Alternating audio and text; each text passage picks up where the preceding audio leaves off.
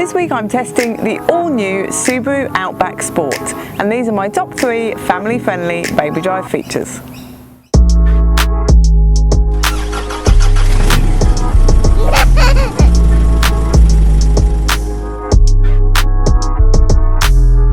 Number 1 is I can fit 3 child seats in the back of the Outback, which is fantastic, and the legroom is good too.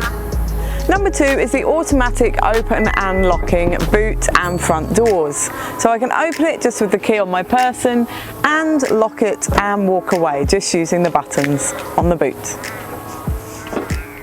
Number 3 is the new media screen in this portrait layout. It's really nice and clear and easy to use. You can also change settings about the car as well. And you've got Apple CarPlay and Android Auto. There's a really nice big display. I've really enjoyed driving the Outback with my family this week. To see the full review, go to BabyDrive.com.au.